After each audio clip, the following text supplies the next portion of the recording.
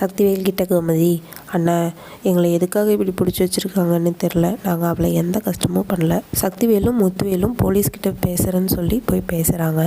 Police இன்னும் complaint எல்லாம் எதுவும் பண்ணலை, சும்மா தான் உட்கார வச்சுருக்கோன்னு சொல்கிறாங்க. எங்கள் வீட்டு பொம்பளைங்களை ஏங்க இப்படி உட்கார வச்சுருக்கீங்க, சீக்கிரம் என்னென்னு விசாரித்து தாட்டி விடுங்க அப்படின்னு சொல்லிட்டு சக்திவேல் சொல்கிறாரு. அதுக்கு போலீஸும் அந்த சம்மந்தப்பட்ட பொண்ணு வரணும், அப்போ தான் என்ன நடந்ததுன்னு தெரியும் சொல்லி சொல்கிறாங்க. தாமரை அம்மா தாமரைட்ட இனி உனக்கு எந்த பிரச்சனையும் இல்லை சொல்லுவாங்க. தாமரை ஏன்னு கேட்பாங்க. போலீஸ் ஸ்டேஷனில் உன் குடும்பத்து மேலே கம்ப்ளைண்ட் பண்ணிட்டோம், அவங்க இனி உன் காலில் வந்து விழுவாங்கன்னு சொல்லுவாங்க. தாமரை ஷாக்காகி என்னம்மா பண்ணி வச்சுருக்க, நீ என் அம்மாவா, எவ்வளோ பெரிய தப்பு பண்ணியிருக்க அப்படின்னு சொல்லுவாங்க. என்ன கம்ப்ளைண்ட் கொடுத்தேன்னு கேட்டதுக்கு வரதட்சணை கொடுமைன்னு சொல்லுவாங்க. அந்த வீட்டில் யாருமே என்ன அப்படி நடத்துனது இல்லை, ஏம்மா இப்படி பண்ணின, நிஜமாலுமே நீ என் அம்மாவான்னு சொல்லிட்டு அழுவாங்க. அப்பாவும் அம்மா எவ்வளோ சொல்லி கேட்கலன்னு சொல்லுவாங்க. அம்மா முறைச்சதும் அப்பா இல்லை, அம்மா சொன்னது தான் நல்ல முடிவு அப்படின்னு சொல்லுவாங்க. தாமரை அழுவாங்க. அந்த குடும்பம் போலீஸ் ஸ்டேஷன் போகணும்னு நினச்சி கூட பார்க்க மாட்டாங்க. கண்டிப்பாக அவங்க உன் காலில் வந்து விழுந்து ஒன்றா சேர்ந்து வாழ சொல்லுவாங்க. அதுக்கு தான் அம்மா இப்படி பண்ணியிருக்கேன்னு சொல்லுவாங்க. ஆனால் தாமரை கேட்காம நீ பண்ணுறது ரொம்ப தப்பு, போய் கம்ப்ளைண்ட்டை வாபஸ் வாங்கலான்ட்டு அழுன்னு அழுவாங்க. அம்மா நீ கம்ப்ளைண்ட்டை வாபஸ் வாங்கினா வீட்லேயே இருந்துக்கோ, உன் தங்கச்சிக்கு கல்யாணம் நடக்காது, இப்படியே வீட்லேயே இருந்துக்கோ, ஆனால் நான் உன்னை பார்க்க மாட்டேன், அவங்களையெல்லாம் இப்படி பண்ணுனா தான் அவங்க வழிக்கு வருவாங்கன்னு சொல்லி நம்ம சொல்கிற கடைசி பொய் இதுதான், இதுக்கு மேலே நம்ம பொய்யே சொல்ல தேவையில்லைன்னு சொல்லி ரொம்ப யோசிச்சு பாரு அப்படின்னு சொல்லி சொல்லுவாங்க. தாமரையும் யோசிச்சு பார்ப்பாங்க.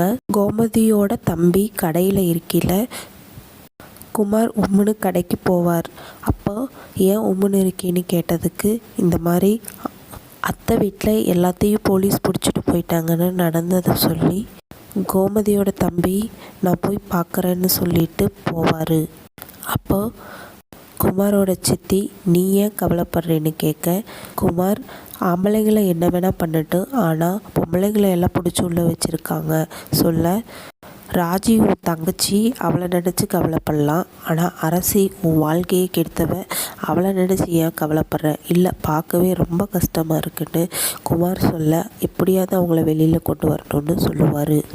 சக்திவேல் முத்துவேல் கிட்ட சொல்லுவார், அந்த வீணாக போன குடும்பத்துக்கு நானே ஐடியா கொடுத்துட்டேன், பாண்டியனை வெறுப்பேற்றணுங்கிறதுக்காக நான் சொன்னேன், ஆனால் இப்படி தங்கச்சி பிள்ளைகளை எல்லாம் போலீஸ் ஸ்டேஷன் கூட்டிகிட்டு வருவாங்கன்னு நான் நினைக்கலன்னு சொல்லுவார்.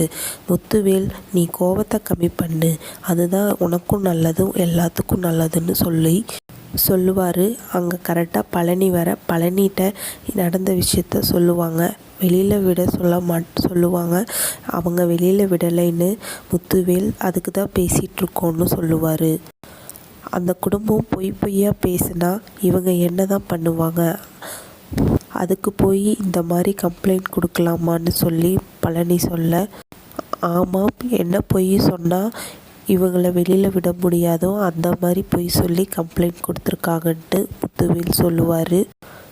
சரவணன் கடைக்கு வந்து அப்படி அழுகிறாரு. அவன் பாவம் எல்லாரும் உள்ளே தான் இருக்காங்களா, நான் போய் பார்க்குறேன்னு சொல்லி பழனி அழுதுகிட்டே உள்ளே போவாங்க. கோமதியும் பழனி அப்படின்னு சொல்லி கூப்பிடுவாங்க. பழனி போய் என்னக்கா இப்படி ஆயிடுச்சு அப்படின்னு சொல்லி அழுது கோமதியோட கையை பிடிப்பாங்க. இதோட எபிசோடை முடிச்சிருக்காங்க.